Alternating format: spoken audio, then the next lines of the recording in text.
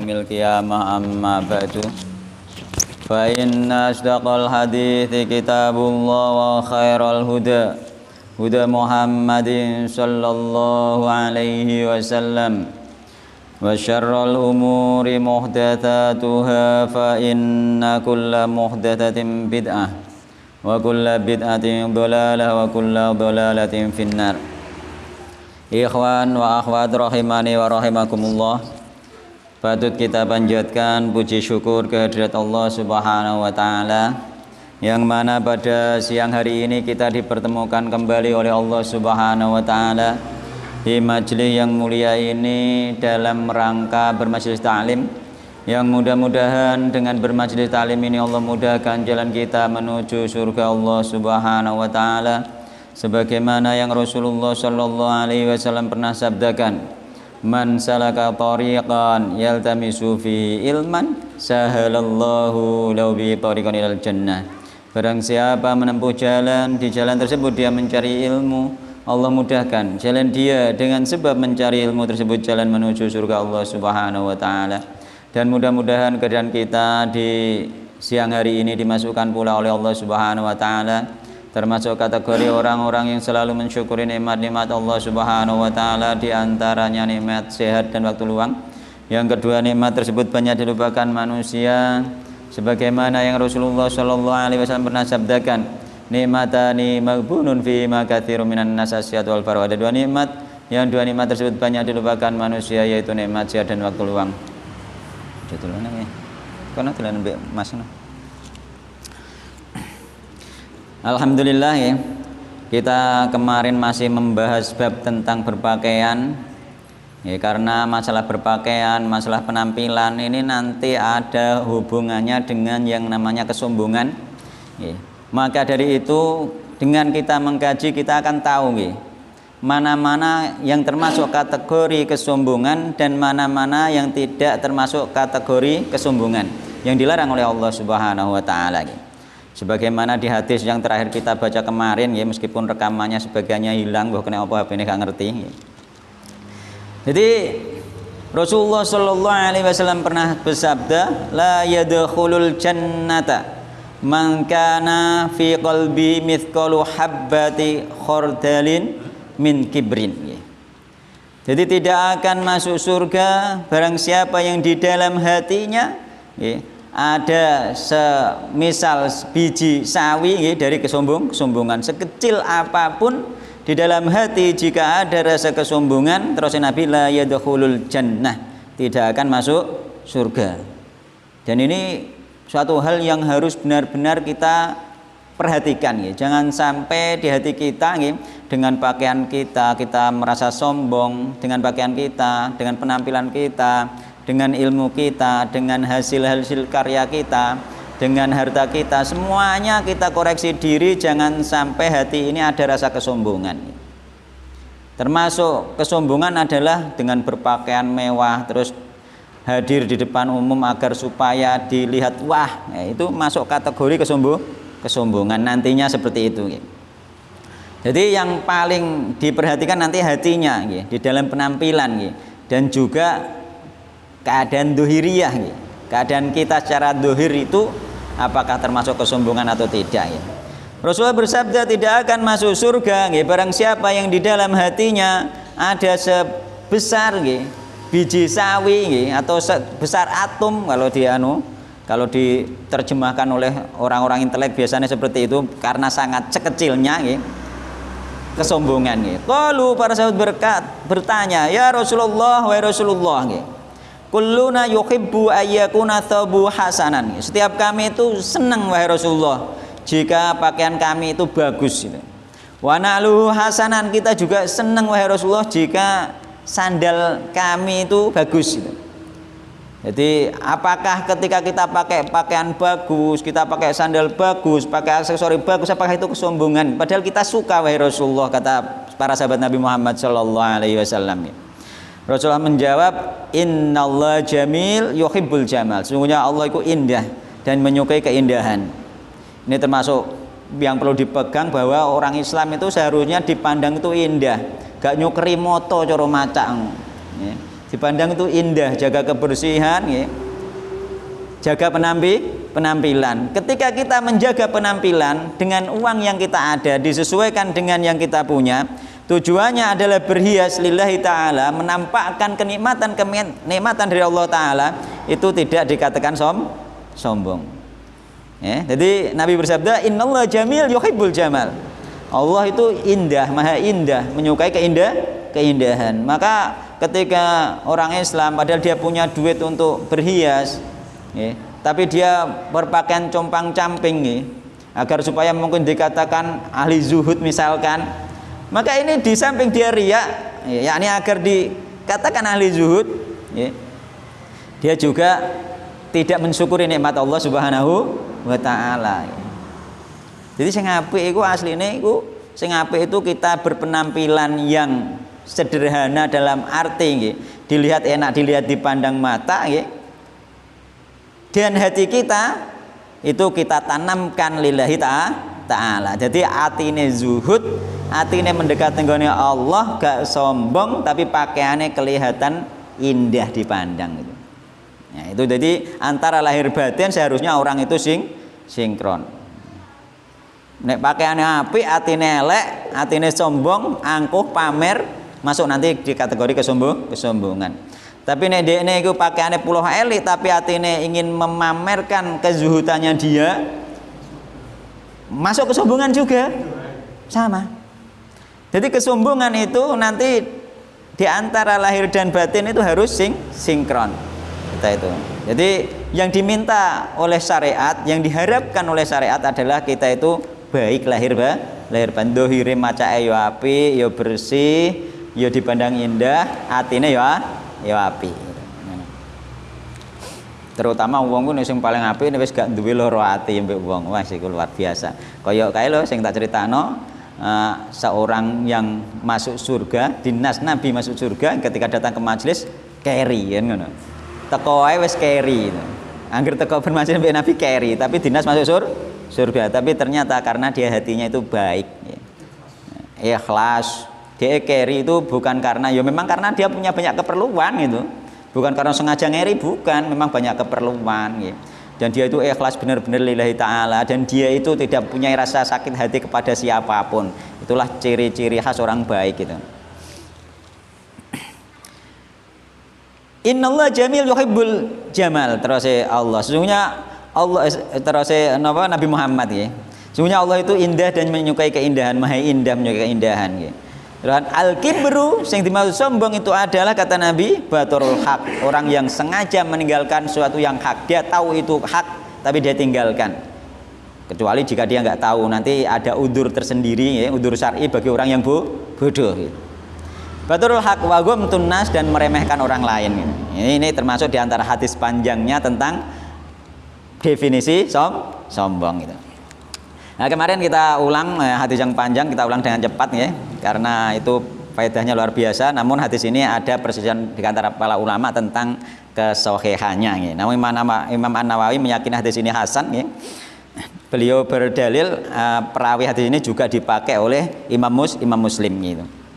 Sedangkan ulama-ulama yang lain mengatakan hadis ini dhaif. Tapi kita ambil faedah dari isi hadis. Secara isi hadis itu sahih ya, ketika dibandingkan dengan hadis-hadis sahih yang lain, meskipun periwayatannya diperselisihkan ya.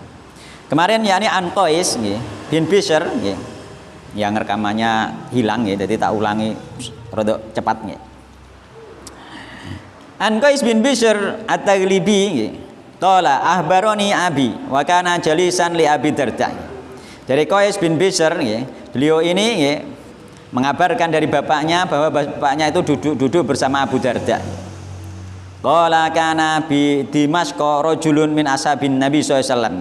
Bapaknya berkata, dulu di Damaskus ya, ada seorang laki-laki sahabat Nabi Muhammad SAW. Ini nanti kita mencontoh sahabat Nabi Muhammad SAW. Bagaimana akhlak mereka ya, di antaranya ini. Yuqalu lahu Sahal bin Hamdaliyah. Namanya Sahal bin Hamdaliyah. Sahabat Nabi yang ada di Damaskus ini. Damaskus ini pundi Pak? Syria. Masya Allah. Wa kana lan ana sapa wa kana rajulan mutawahhidan qallama yujalisun nas. Dan sahabat Nabi yang bernama Sahal bin Handoliyah ini adalah laki-laki yang suka menyendiri. Dia sedikit sekali duduk-duduk cangkruan bersama orang banyak. Senengannya menyendiri. Nah, jadi enak uang memang ulama senengannya menyendiri enak ya. Dulu ceritanya termasuk sinten ulama-ulama besar itu mereka jarang dikenal orang. Saiki sono foto nih, ono video nih, nintinggone kenal lisan kan. Kebian enggak, dia datang ke suatu masjid, dia di situ gak dianggap uang kayak orang biasa padahal ahli ilmu. Ya, duduk di belakang kadang wah itikaf itu. Orang nggak tahu itu ahli ilmu ya, sebagaimana yang terjadi pada Imam Bukhari. Imam Bukhari di masjid itu orang-orang awam nggak tahu itu dia Imam Bukhari ini, padahal orang hebat itu. Itu ulama dulu seperti itu, senang menyendiri ya, nggak senang terkenal kan. Terus kemudian ya, tapi innama huwa sholatun, tapi dia datang sholat, ya ini datang sholat jamaah itu, datang sholat jamaah berjamaah mulih. Fa idza faragha fa innama huwa tasbihun wa takbirun hatta ya'ti ahlahu. Ketika selesai sholat jamaah, dia ini pulang sambil membaca tasbih, membaca takbir. Dia selalu berzikir dalam setiap keadaan. Perjalanan pulang dia berzikir. Ini yang kita contoh nanti ya. Kemanapun kita ingat dari lamunan kita sadar kasihlah isi dzikir. Engko nglamun neh sadar lagi kasihlah isi dzikir itu. Supaya dimanapun kita berada itu berguna. Dan ini termasuk sahabat yang kita contoh. Dia berjalan pulang dari masjid menuju rumah dia berzikir, baca tasbih, baca takbir itu. Terserah mau baca tahlil ya terserah, baca apa salawat terserah. Hatta ya'ti ahlahu, sampai dia datang ke keluarganya. Famar Robina wa nahnu inda Abi Darda. Kemudian laki-laki sahabat tersebut melewati kita, yakni bapake Bisr ini, bapake Qais nggih. Bapake Qais nggih. Melewati bapake Qais bersama Abu Darda, melewati. Jadi ke masjid mulai sambil berzikir melewati wong cangkruan, ngoten nggih. Melewati wong cangkruan. Faqala lahu Abu Darda kalimatan tanfa'una wala tadurruk. Abu Darda mengatakan nggih, bisakah engkau memberi kami suatu nasihat, suatu kalimah yang bermanfaat bagi kami dan tidak memberi madarat kepadamu?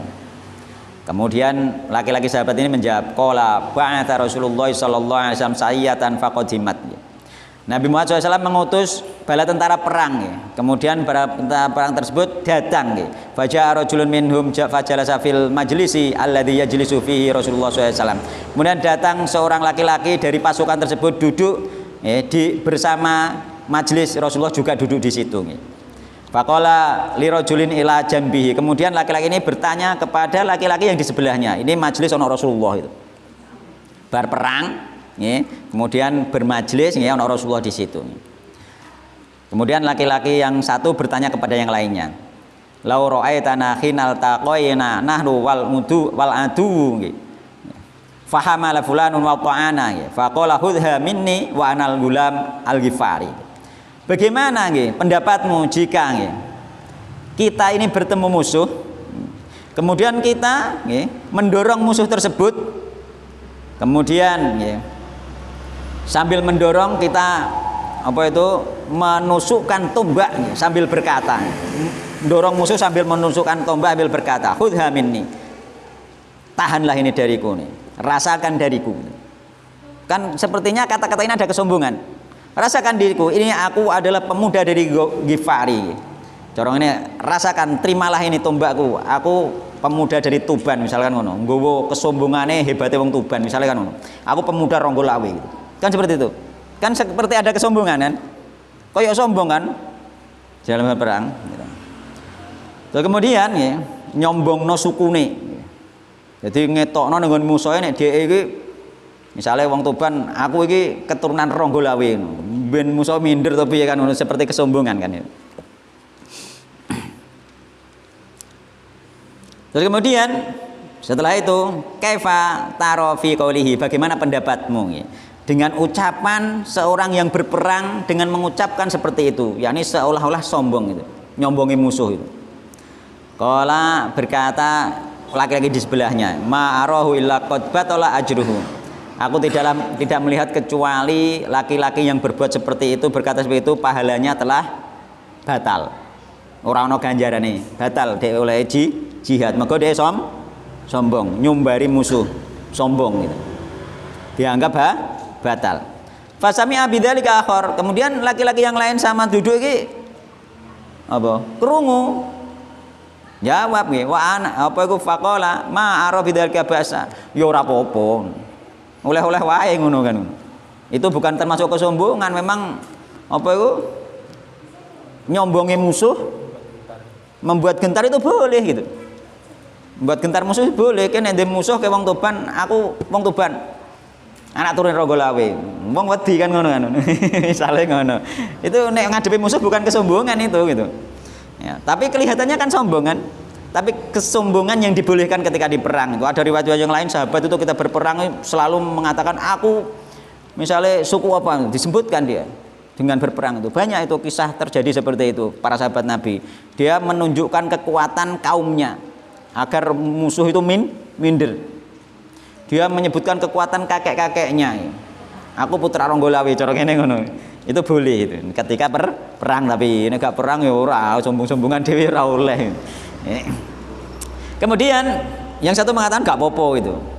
Fatanaza'a hatta sami'a Rasulullah SAW. Kemudian saling apa itu berselisih di antara mereka. Sing muni sing hiji ngarani iku sombong, batal ganjarane, sing hiji ngarani gak popo. Faqala nggih. Secara zahir, secara akal kita akan melihat itu sombong. Nggih mboten? Sombong. Dan iso jengkeran kita ngono nanti kan ngono. Tapi ternyata diputuskan oleh Rasulullah Sallallahu Alaihi Wasallam. Iku gak sombong gitu loh. Sombong yang dibolehkan termasuk maksudnya. Faqala nggih. Terus kemudian hatta sami'a Rasulullah SAW, Nabi mendengar faqala mongko matur sinten Nabi, subhanallah masuci Allah la ba'sa. Ora apa-apa. Kowe nyombari musuh dengan kata-kata kesombongan itu gak apa-apa.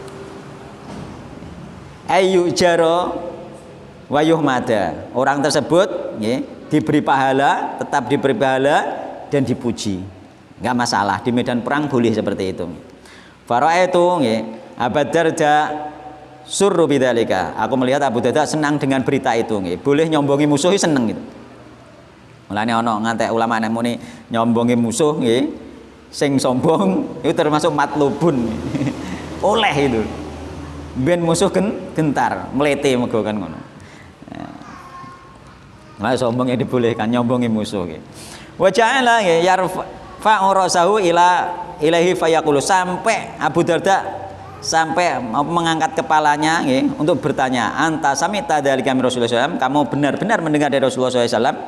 Fayaqulu na'am, yo aku krungu. Fa mazala ya'idu alaihi hatta inni la aqulu la yabrukunna ala rukbatihi, sampai bolak-balik nggih Abu Darda menanyakan untuk memastikan kebenaran berita tersebut. Padahal itu sahabat Nabi Muhammad Sallallahu Alaihi Wasallam. Itu makna sombong itu untuk itu tidak termasuk sombong. Maka sombong itu harus dijelaskan dengan hadis memang, bukan definisi kita sendiri. Kemudian qala famar rabbina yauman akhara. Kemudian kita ini orang tersebut, sahabat tersebut melewati kita lagi pada hari yang lain. Faqala Abu Darda kalimatan tanfa'una wala taduruk. Abu Darda bertanya lagi seperti biasanya. Qala lana Rasulullah SAW. Qala ngendika lana maring kita jarene sapa sahabat imam ya, sahabat sing liwat sinten wau? Sahal bin Hamdaliyah. Qala lana Rasulullah SAW ya. Rasulullah bersabda al-munfiqu al-khaili. Al-munfiqu niku apa iku utawi infak nggih alal khaili nggih ngekeki mangan jaran iku kalbasiti nggih kaya dene wong sing beber ya dawa ing tangane, kaya wong sing beber tangan bisa sedekah. Dadi ngekeki mangan jaran itu seperti orang yang bersedekah. Layak biduha, tidak pelit gitu. Jadi orang yang memberi makan kuda nggih, dalam hal ini sebagian ulama mengatakan kuda untuk berperang nggih. Jadi sehingga dia pahalanya besar, dia bisa mendapat pahala seperti pahala berperang nggih. Makani kuda untuk berperang itu termasuk bagian sedekah, dan ini secara nas hadis umum sifatnya nggih makani apa wae, sik kuda nek cara kene sik sapi sik wedhus mbok pakani nggih iku sampean termasuk untuk nilai poh pitik nggih, nilai sedekah karek niate ati ini yang penting ditoto. Terus kemudian tumamar rabbina yauman akhir, pada hari yang lain lewat lagi nggih sahabat ini. Dene yo mukur salat jamaah, gak melok cangkruan, moko lewat tok. Nglewati wong cangkruan ditakoki, dijawab itu saja. Faqala Abu Darda kalimatan tanfa'una wa la yadurruk. Sama pertanyaannya. Qala Rasulullah sallallahu alaihi wasallam. Rasulullah pernah bersabda dijelasno nikmar rajulu Khuraimun al-Asadi. Sebaik-baik laki-laki itu Khuraim al-Asadi. Khuraim ini sahabat Nabi. Khuraim al-Asadi. Laula tulu jummatihi wa isbalu izari. Seandainya dia tidak panjang rambutnya dan tidak isbal sarungnya. Jadi sebaik-baik pemuda itu adalah Khuraim al-Asadi. Itu sebaik-baik pemuda. Jadi wong apik pisan. Atine apik, gak sombong atine gitu. Ya, amalane apik itu Khuraim. Tapi jari Rasulullah sing paling apik nggih, sapi-api rajul Khuraim nggih. Khuraim ku apik. Dinas Nabi ku apik saatine apik trewonge itu. Aten-atene apik, akhlake apik. Tapi ditambah laula tula jummatihi, seandainya tidak panjang rambutnya. Wa isbalu izarihi dan apa isbal sarungnya. Jadi wong apik kaya apa nek penampilan yang menunjukkan kesombongan itu di nasihati Nabi secara halus. Ini nasihat secara halus. Nabi itu ada nasihat Nabi yang secara langsung nanti ada tentang apa? Tentang isbal. Ada yang secara halus. Ini secara halus nih. Nyindir disindir. Misalnya kowe iki sajane wis matoh pisan, akhlak apik nggih, tapi sayangnya rambutmu dawa gitu. Kan ngono. Nggih ta? Tapi sayangnya rambutmu dawa. Gondrong. Karena apa? Rambut gondrong kata para ulama itu termasuk indikasi kesombongan. Dia itu gagah-gagahan. Nggih mboten. Wong sing rambutnya didawakno lihatlah orang-orang itu. Iku orang-orang secara dohir dia itu sombong.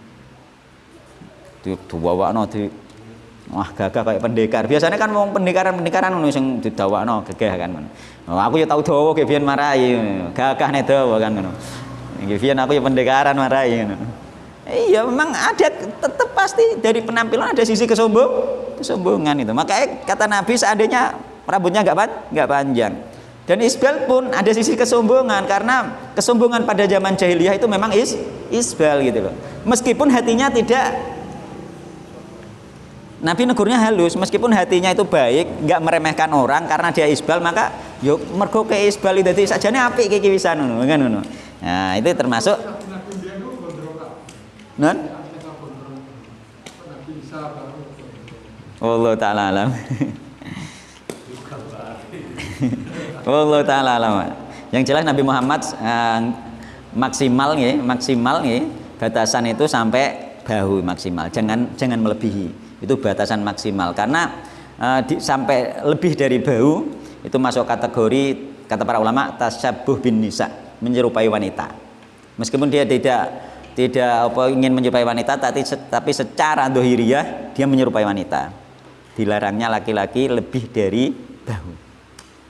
Nek tok bahu tok itu pun kurang bagus. Nabi bersabda seperti itu. Sunahnya ya tidak, hanya sampai telinga, pokoknya potong sunahnya. Nabi Muhammad SAW pernah panjang hanya sekali itu saja, tidak panjang terus, tidak itu loh. Nah, ya. Sunah. Ya.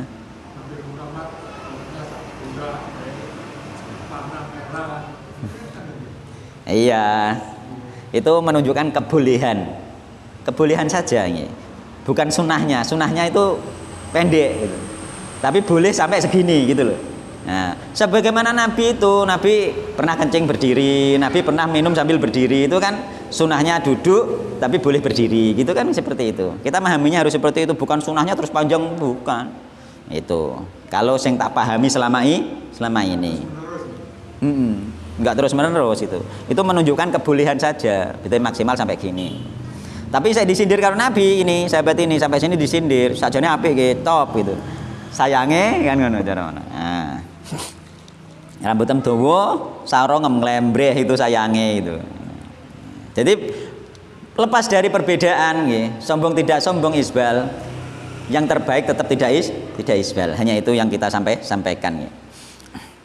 Terus kemudian lanjutannya nggih. Tsumma urung bar ya. Terus kemudian nggih, fa balagha dzalika Khuraim. Khuraim terus mendengar sabda Nabi tersebut nggih. Sahabat ini kerungu, Khuraim itu dia seorang yang baik nih, sebaik-baik pemuda, sayangnya rambutnya gondrong. Ya, ambek isbal. Kemudian Hurem krungu. Sahabat ini mendengar nih, kan Nabi gak langsung, hanya menjawab pertanyaan sahabat-sahabat yang lain. Hanya menyampaikan kepada sahabat-sahabat yang lain. Hurem ini gak ada di situ nih. Tapi akhirnya disampaikan kepada Hurem mendengar hadis Nabi Muhammad SAW. Fajala mongko cepet-cepet sapa Hurem fa khoda safrotan fa qata'a biha jummatahu ila udunehi. Kemudian dia mek gaman ya. Terusan kemudian rambutnya diketok sampai bahu. Sampai telinga itu. Pokoknya dirapikan lah. Wa rafa'a izarahu ila ansofi saqai. Kemudian dia mengangkat sarungnya sampai setengah betis. Setelah itu setengah betis beliau ini ya. Sarungane setengah betis terus. Setengah betis. Nah, setengah betis terus. Nek tando oleh sampai tuh mendekati mata kaki kan delok keadaan wilayah daerah apakah menimbulkan fitnah atau tidak. Nek ketoke keduren kok ketoke nimbulno fitnah direndahkan kan seperti itu, batas kebolehan sampai mata kaki nggih. Tapi sing sunnah sing paling afdol secara hukum umum itu setengah. Tsumma marra bina yauman akhar. Kemudian di hari yang lain faqala lahu Abu Darda nggih. Kalimatan tanfauna wala tadurruk. Pertanyaan yang sama. Sahabat tadi melewati Abu Darda sing cangkruan nggih. Kemudian bertanya tentang disuruh memberi nasihat lagi. Dinasihati qala Rasulullah SAW nih. Qala Rasulullah sallallahu alaihi wasallam nggih. Qala sami'tu Rasulullah SAW yaqul nggih, innakum qadimuna ala ikhwanikum. Faslihu rihalakum wa aslihu libasakum hatta takunu ka'annakum syamatun finnas. Jadi ketika nggih, kata Nabi nggih, ketika kamu nggih innakum sesungguhnya kalian itu akan mendatangi kaum kalian, saudara-saudara kalian, maka perbaikilah diri kalian. Jadi ini termasuk syariat bahwasanya ketika kita mau pulang itu sebaiknya dengan pakaian yang rapi dan lain sebagainya. Nek zaman Nabi dulu mampir masjid dulu gitu. Mampir masjid dulu berbenah, bahkan sholat tahiyat masjid dulu, terus keluarganya baru dengar, di rumah persiapan baru pulang. Yakni kita berbenah dulu baru masuk rumah, memberi kabar dulu. Itu termasuk disyariatkan. Ojo ujuk-ujuk mulai nek omah ra ono segara napa bojone gedadapan itu gak disunahkan. Disunahkane memberi kabar pulang dalam iya nek bludhu kabeh diresi pedae wonge macak dhisik. Mulane Rasulullah mampir nang masjid sik biasane. Iya, wis resik, wis bersih lagi menghadap keluarga dalam keadaan bersih. Itu sunnahnya. Nek gelem ngono ya enak, dadi kadang wong sing omah ya ora gedandapan urung masak urung apa bojo teko dadak. Ora kaya nek wis persiapan. Tamu yo ngono ora kaya nek wis persiapan, wis ngebil sik aku pengen omahmu, omah ta ora, le penak. Cawisi dhisik. Gawekno kolek dhisik isih iso.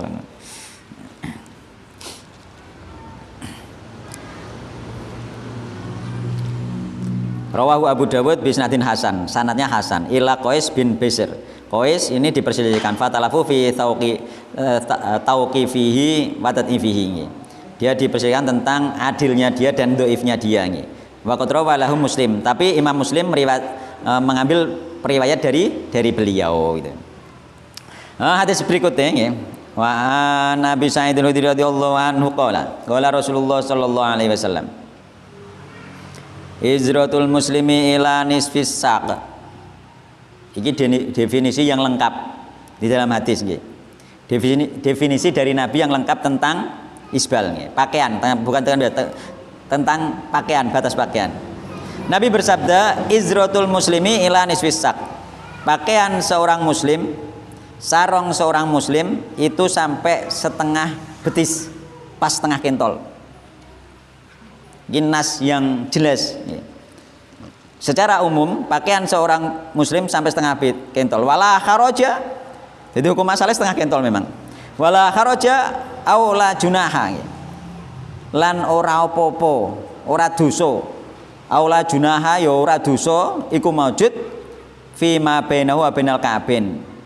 Ing dalem pakaian kang antarane setengah betis nggih. Wa bainal ka'bain lan antarane dua mata kaki. Jadi hukum asal pakaian itu setengah betis untuk laki-laki. Kata Nabi dilanjut tidak mengapa antara betis dan mata kaki. Jadi sampean itu pakaian itu setengah betis. Tapi gak popo nek mengisor tok sampai mata kaki gak dosa. Terus Nabi ngono, gak dosa dalam rangka ben pantes nek sepatunan dalan kantor katokem setengah betis yo setengah betis. Yo setengah betis yo saru. Pantese pas dhuwure mata kaki ndelok keadaan lingkungan. Jadi masih dibolehkan gak berdosa. Pasno ndure mata kaki sepatonan wis pantes pene kantor. Aku tahu setengah betis celana ketokan ra oleh mlebu kantor kok.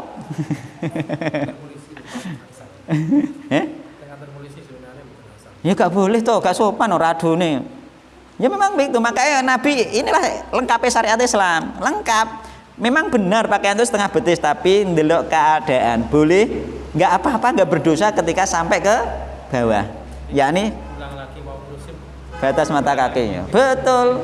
Aku wis tok ngresik kongkon mulai ya gak iso Pak. Aduh mah kutuban masuk kongkon mulai tok ngresik aku ngono. Ya sudah gak apa-apa masuk. Tapi lain kali jangan diulangi gitu. Nggih Pak, matur nuwun Pak aku ngono. Iya, memang gak bawa. Aku juga gak ngerti aturan ngono, tapi memang ya kita saja itu yang nggak mau mempercantik diri, memperbagus diri, pantas ndak diawasi kan ngono ya. Di misalnya setengah betis, sepatonan, masuk kantor pantas ndak gitu. Kan kita harus tahu sendiri sebenarnya. Seandainya nggak boleh itu salah kita sebenarnya, bukan salah aturan di situ. Kan seperti itu. Kita harus memaklumi gitu. Tapi aku yang njaluk sepuro, Pak, sepurone Pak, aduh Pak, mosok mulai saya mosok tuku dhisik aku ngono. Ya alhamdulillah boleh akhirnya itu. Iya. Ya karena baru semangat-semangatnya nyara-nyare yo mari-mari setengah betis, gak ngerti aturan. Pokoknya ngene iki sunah ngono tok, ora ngerti aturan, gak ngerti norma-norma. Kita harus tahu norma meskipun kita melaksanakan sunnah itu. Iya, koyo Pak Sindur misalnya nek kantor nah terus setengah betis katoke ngono sepatonan yo. Waduh. Gak pantes Pak yo. Ya iya. Harus mepet gak apa-apa, mepet mata kaki. Terus Nabi wala kharaja aw la junaha, gak dosa itu.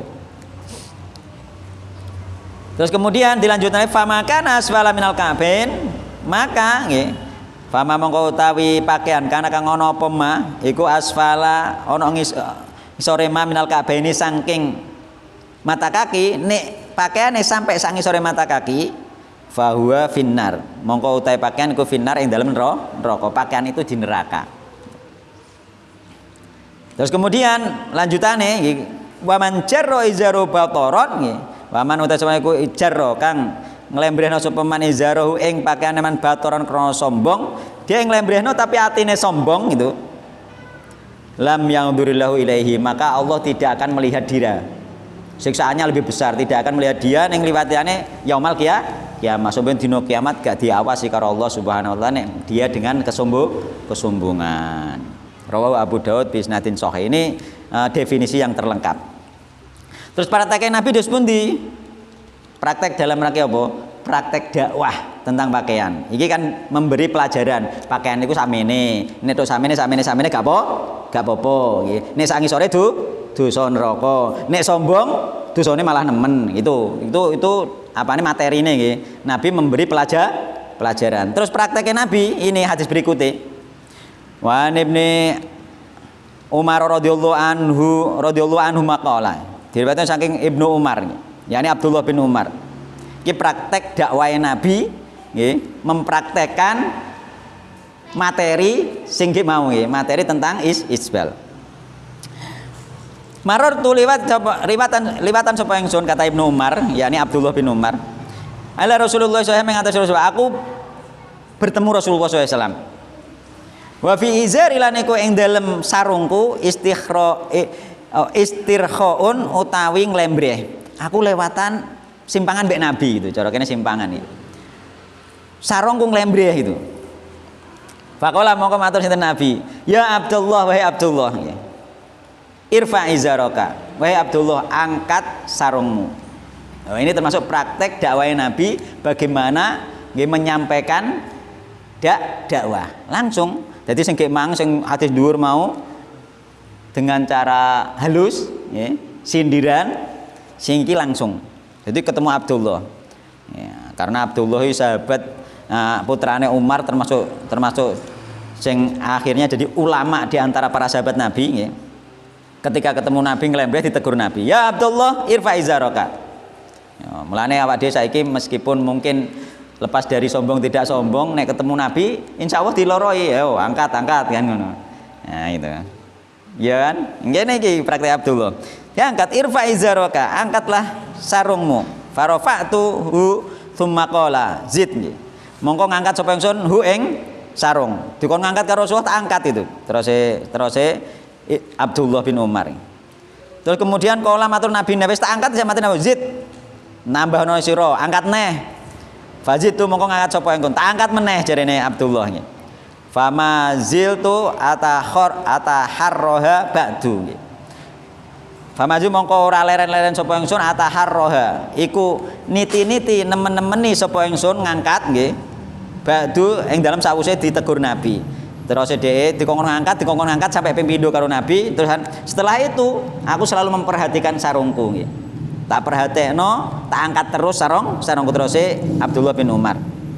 Berarti lore Nabi terus gak tahu isbal iku Abdullah bin Umar. Yo Abdullah bin Umar jelas gak sombong toh.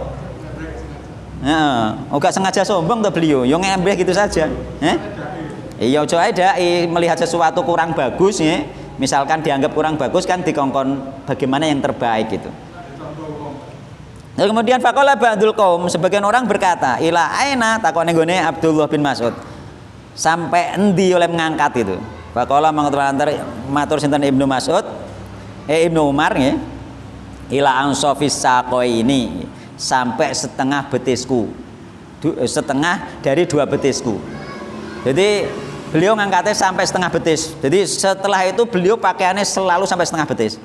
Itu Abdullah bin Umar, sahabat di kalangan ulama di kalangan para sahabat. Nah, jadi ini termasuk contoh kita, yakni Abdullah bin Umar. Beliau itu setelah ditegur Nabi tidak pernah isbal lagi. Bahkan ditanya orang sampai seberapa kamu ngangkatnya, sampai setengah betis. Wa anhu qala iki kenane tak waca hadis iki. Tanggo mukadimah iki.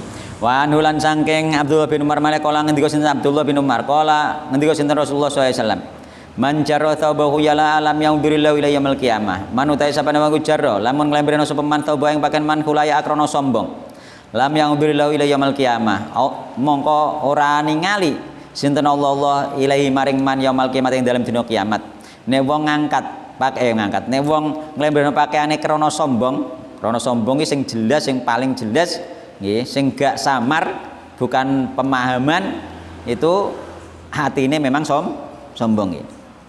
Maka dia tidak dilihat oleh Allah di hari kiamat. Terus kemudian faqalat mongko matur sinten Ummu Salamah.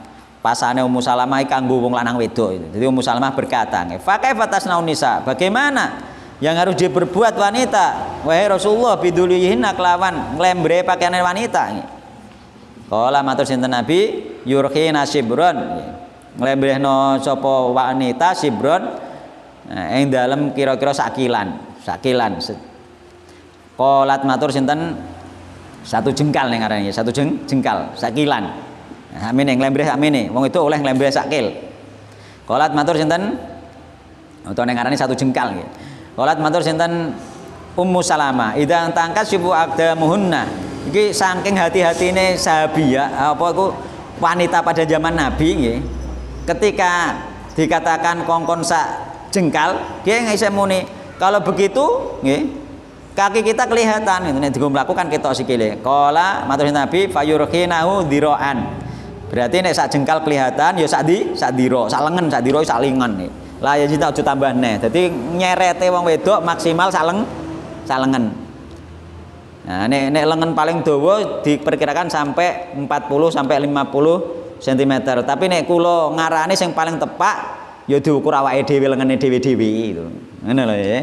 Iku malah gampang, sing penting gak ngluwehi dawane lengene dhewe-dhewe. Iku panjange nyerete. Tapi nek saiki yo ora tumo aku nek liyane nganten ngono. Saiki yo nek pengen gak ketok sikile yo gampang pakai kaos kaki. Tapi nek nglembre sebenarnya tidak masalah dan pada zaman dulu sebenarnya biasa para sahabiah nglembre itu biasa. Rawahu Abu Dawud wa Tirmidzi wa qala hadisun hasanun shahihun. Wallahu taala alam nggih. Ini pelajaran masalah isbal sampun badhe. Saniki masuk teng bab berikutnya. Endi HP jam piro? Masih ada waktu. Iya, masih ada waktu nggih. Lagi 13.13. Masih ada 15 menit lagi. Babu istihbabi tarkit tarafu'i fil libasi tawadhu'an. Babu istihbabi tarkit tarafu'i utawi bab mertelake jelasno tentang sunai ninggalno kemewahan. Fil libasi yang dalam pakaian, sunah ninggal kemewahan dalam berpakaian. Tawadhu'an krono tawadhu adab asor. Sunah oleh ganjaran. Nek sampean kelar tuku klambi mewah tapi ora nganggo klambi mewah iku oleh ganjaran.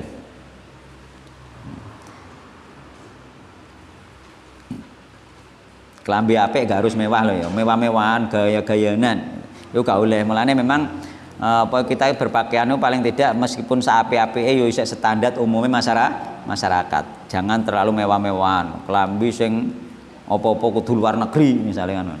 Maksudnya luar negeri sing regane larang-larang sing wong desa ora kelar tuku. Ugal-ugalan. Karena jika itu dilakukan bisa mengarah kepada kesombongan. Ini masih ada hubungannya dengan sombong. Tapi nek dia nganggo sederhana, ya, yang penting rapi, yang penting bersih, yang penting bagus secara umum, maka ini yang dibolehkan. Makanya memang orang itu nek iso dalam segi penampilan itu umum itu. Umum di masyarakat ya. Gak terlalu mewah, juga tidak terlalu apa itu gembel gitu. Gak terlalu gembel. Ya. Iya, biasa mawon yang penting rapi. Qad sabaqa wis dhisik fi babi fadil ju'i ing dalam bab keutamaan lapar wa khusunatil asilan kasare utawa eleke pengupa jiwa. Apa jumalun jumlah tata'allaqu bihadzal bab nggih. Jadi apa itu yang berkaitan dengan bab ini. Jadi sudah ada di bab sebelumnya banyak hadisnya dan tidak perlu disebutkan di sini. Kalau di tempatku di halaman 109 itu dulu pernah kita bahas. Ini cuma dibawakan satu hadis. Hadis yang dibawakan wa an Muadz bin Anas radhiyallahu anhu anna Rasulullah sallallahu alaihi wasallam qol. Diriwayatkan saking Muadz bin Anas radhiyallahu anhu anna Rasulullah sallallahu alaihi wasallam qol satan Rasulullah sallallahu alaihi wasallam ngendika sinten Nabi. Manutai sawane wong iku taro kan ninggal sapa man alibasa ing penganggu. Tawa alibasa ing penganggu nggih. Yakni dingkene sing dimaksud ya penganggu apa iku sing mewah mau ya. Tawaduan krana adab asor lillahi krana Allah, syaratnya krana Allah.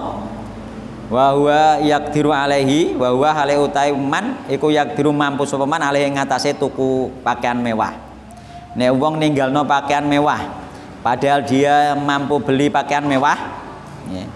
Padahal mampu lho nek ninggalno gak mampu wis ora masalah, ora ono ganjarane. Muncen ora mampu kok ora kelar tuku kok. Ya bedone nek ora kelar tuku sing ono ganjarane dhek sabar itu lho. Berarti wong randuwe. Dak mongko ngundang hu ing man sinten Allah taala diundang yaumul kiamat ing dalam dina kiamat. Ala ruusil khalaiki ngatasé ngarepe nggih. Para makhluk kabeh diceluk somben di hadapan semua makhluk karena dia enggak sombong nggih.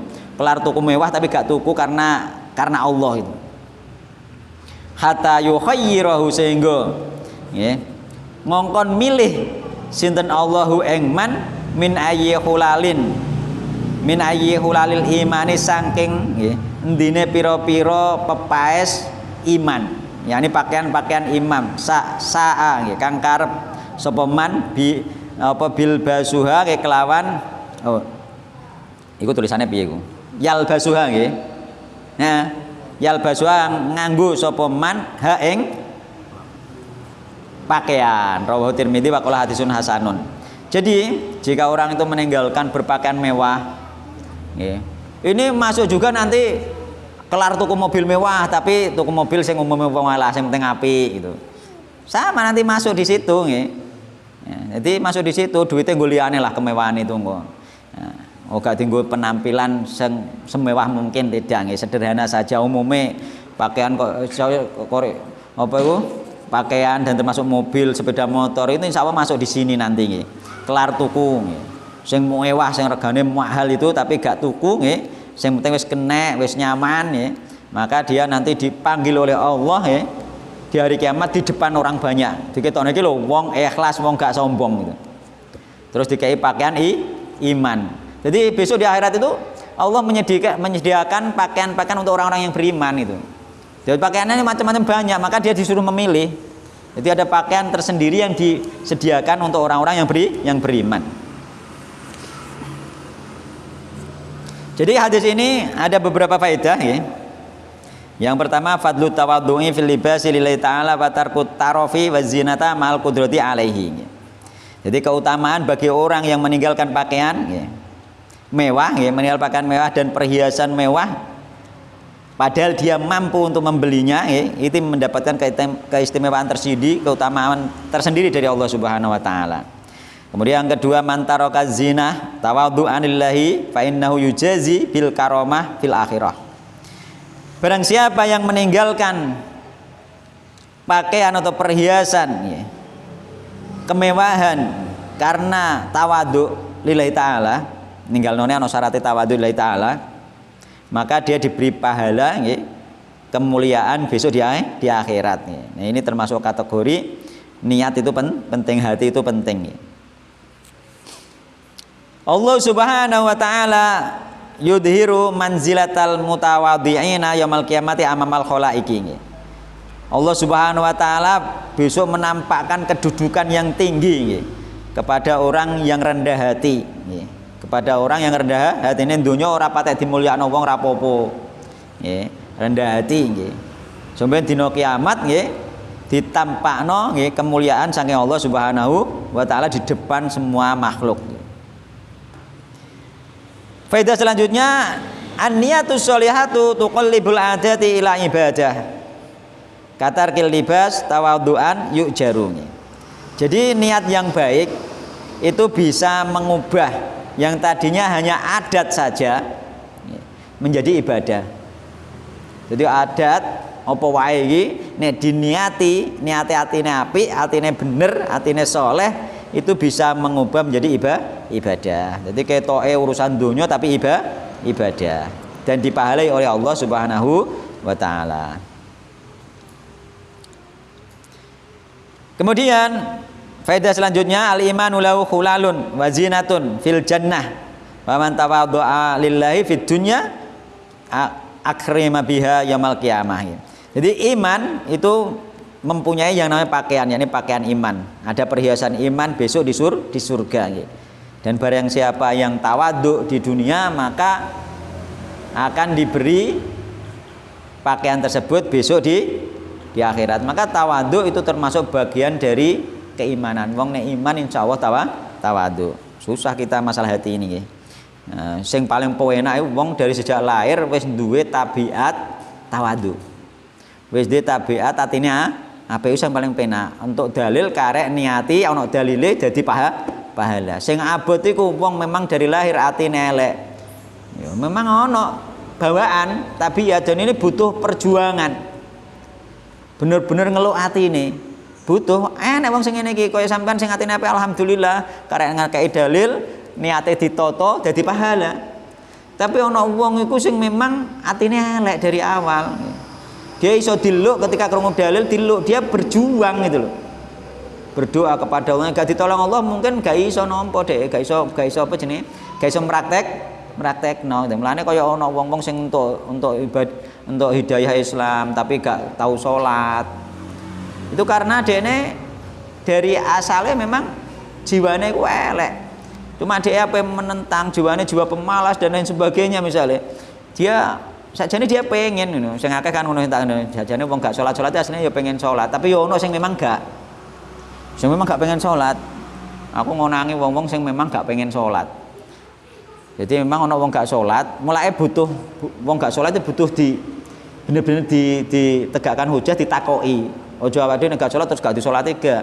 Tapi memang bener ono wong sing gak salat perkara malas aras-arasen jane ya pengen ana sing memang dene gak yakin Islam iku bener. Akeh. Jadi nih masyarakat ternyata isih akeh nek gak dene ketoke Islam, gak tahu sholat, gak tahu apa, tapi dia ternyata di hatinya itu dia gak yakin nek Islam iku bener. Nah ini sing repot. Islam.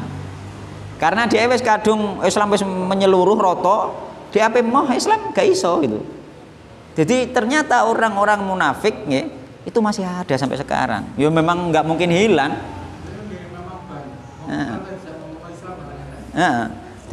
Jadi memang orang munafik, ya orang mukmin, orang kafir itu akan selalu ada itu.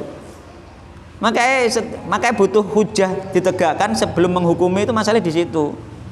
Kalau kita nggak bisa menegakkan ya sudah kita hukumi Islam saja secara dohir itu. Tapi ternyata aku menemukan beberapa orang itu ternyata dia itu nggak sholatnya karena memang dia meragukan kebenaran Islam. Sampai bilang gara-gara Islam ini loh, gara-gara agamanya awak dewi gimana? Kata-kata ini gara-gara agamanya awak dewi loh. Wong Islam itu kita itu ngantek apa jenis bodoh tentang budaya sampai ngono. Berarti dia memang gak meyakini gitu, gak meyakini Islam itu benar. Wallahu taala alam ya, semoga kita dilindungi dari keyakinan seperti itu dan semoga yang keyakinan itu sedikit ya, tapi kita pun harus lapang dada karena memang semua keyakinan apapun itu yang dari dulu sudah ada itu tidak akan bisa hilang dari muka bumi. Keburukan dan kebaikan akan selalu ada gitu. Jadi awak dhewe iso legone ana wong ngono ya sudah kita dakwah saja, diterima silahkan, enggak diterima enggak ada masalah. Wallahu taala alam. Semoga kajian ini barokah, bermanfaat, menambahkan iman kita, menambahkan kesadaran kita tentang keberagaman kepercayaan sehingga kita bisa toleran namun tetap berdakwah dengan hikmah. Subhanakallahumma bihamdik asyhadu an la ilaha illa anta astaghfiruka wa atubu ilaik. Wassalamualaikum warahmatullahi wabarakatuh.